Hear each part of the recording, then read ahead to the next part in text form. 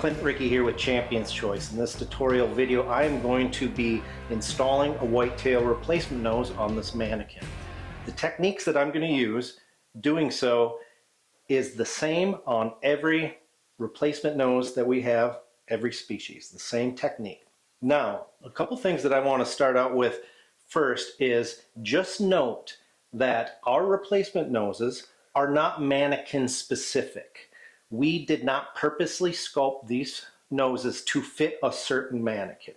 So there's going to be a little bit of technique involved, and I'm going to show you just how to do that, replacing or putting that nose on this form.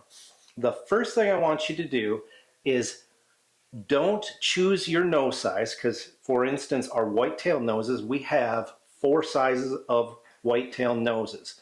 We don't want to choose those sizes based off of the form. We're going to make them fit the form. You want to choose your size based off of your cape. So I'm going to give you a couple examples how to do that with various size noses here. So we're going to go ahead and remove this foam nose now to put our replacement nose on. What I want you to keep in mind is don't overcomplicate this. It doesn't hurt to caliper some measurements to know exactly where to cut. I don't do that. Personally, I kind of like to eyeball this because you have to remember this is just foam. It's just foam. Everything's fixable. Everything's repairable. We just got to get it off. So the easiest way to do it is just hold your nose right above it. And generally in my shop, I don't even do this, but it will help you. We're just going to eyeball this, where to cut.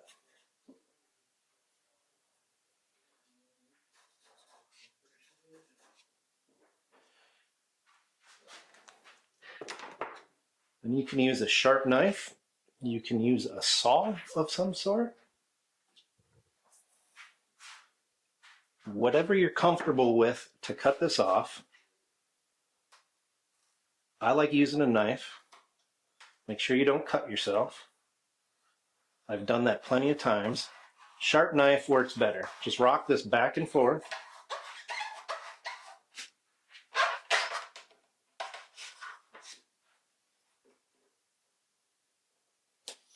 There's an old saying, measure twice and cut once. I don't abide by that rule. Most of the time, I measure once and cut 3 or 4 times. It's just foam. You can't mess it up. So just like that, we're going to remove that nose. Okay? Next thing we're going to do is we're going to start fitting this on. Now, one thing that I want you to keep in mind is I'm not necessarily paying attention to matching this top up. I more or less pay attention to how much distance we have right here. And you have to be careful of getting this too thick. Okay? This nose sets down quite a little bit. So I see that I'm too high here and I'm really thick here. So I'm just going to take a little bit off this bottom.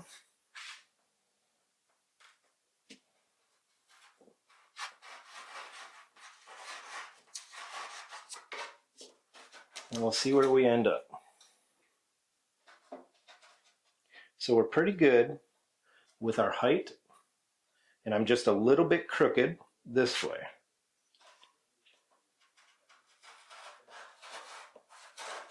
One of the biggest issues taxidermists in general have is over complicating stuff.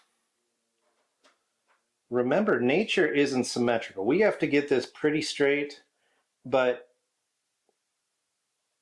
if you're off just a little bit and you mount this thing super nice, the customer's not going to notice. Okay? So this is lining up pretty good, which we got lucky. This right here in the front's lining up, and I am pretty level in front. Okay? Now I want to give you an example of if this is our large replacement nose. If your particular deer had a medium nose, we can use this one. The difference with this one is, though, you're going to notice from the front that it doesn't line up very good. The manikin is quite a bit wider. That's okay, because what I would do here is just simply take Bondo and feather Bondo onto this nose and resculpt it bigger right here, and then still have this smaller nose. So don't be afraid to use a smaller nose than what your manikin seems to require, because you just have to be a taxidermist and make things fit and flow. But for this particular deer, we're going to put our large nose on it. One good pro tip for when you put your nose on, I want you guys to get your nose where you feel is straight. It really helps to back up and look at it. It also helps to put your form down low so you can look above it and see if it's straight this way. Okay, once you feel like it's pretty straight, take a mark your form, mark your nose. A simple mark like that's going to help you immensely. Mark the center on the top, and right there. That's our goal, is to line this up. The reason I marked that is because my technique for putting this on is I like to use super glue, and then we'll Bondo it. But first I like to use super glue. And the super glue I use, you don't have to use this specific super glue. I like a big bottle of super glue I buy on Amazon and an activator of some sort. When I put the super glue on and put my activator on, it's going to kick really quickly. So these marks are going to aid me to be able to set my nose right on where I want it to be. You don't need a lot of super glue. I'm just going to put some super glue. This is super glue gel. Super glue gel is pretty nice. And I'm going to spray my activator. Now you can spray your activator right on the super glue, or I like to spray it on the nose itself, because what this will do, this will give you just an extra second or two to get this straight. So I'm going to line it up with that mark and line it up with the mark on top. Hold it there, and that's going to literally set in 5 or 10 seconds, and it's going to be pretty solid. So once your super glue is set, the next thing I like to do is I'm going to mix up some Bondo, and I'm going to fill this, because you can see this void right here. I'm going to fill this void with Bondo and feather it onto this nose. This is why when I'm cutting it off at first, I don't mind eyeballing it, because I know I'm just going to fill in this gap with Bondo. And I personally feel cutting a little bit extra out is just a little bit quicker than trying to be super specific. So we're going to mix up some Bondo.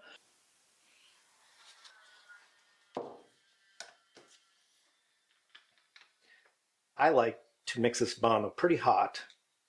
The only reason being is because I'm generally in a hurry.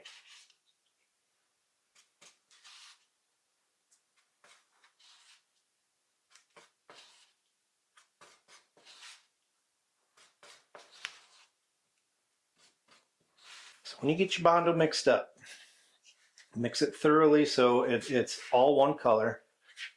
And we're going to take it, and all I'm going to do is I'm packing this in the void.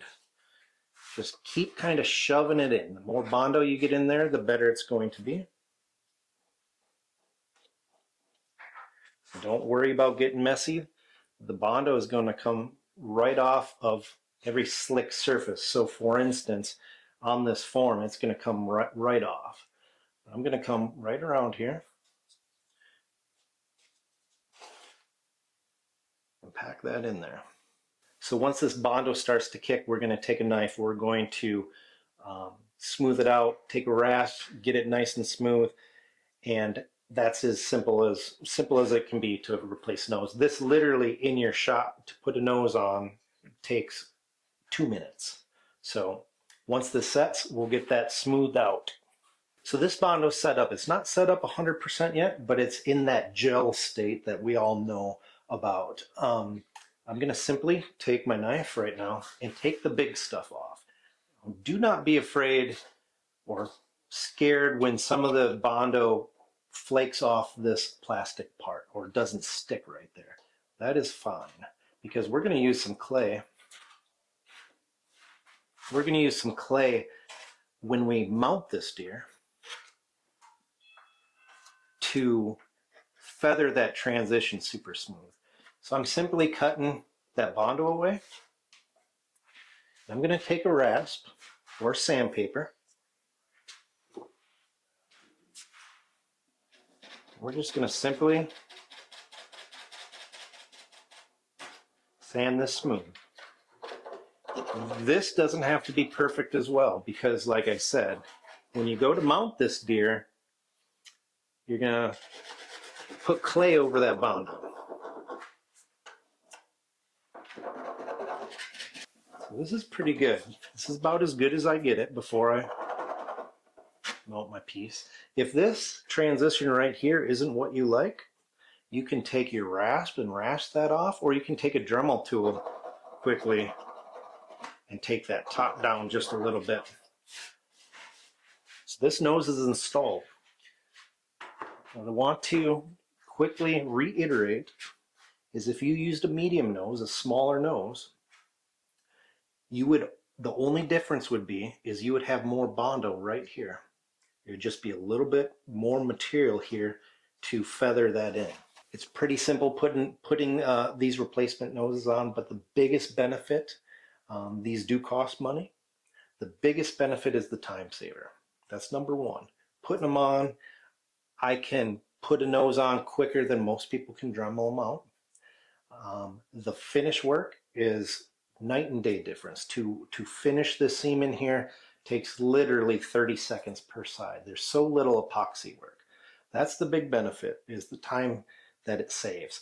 The other benefit is it's anatomically accurate. It's very accurate compared to using a Dremel tool and cutting out the foam. So check out all of our nose products. Like I said, the way I put this on is the way you would put a bighorn sheep nose on, our Aoudad, any nose that we sell, same technique. Pretty simple. Thanks everybody for watching this, and make sure that you check out all of our products, especially our replacement noses, at championschoicesupply.com.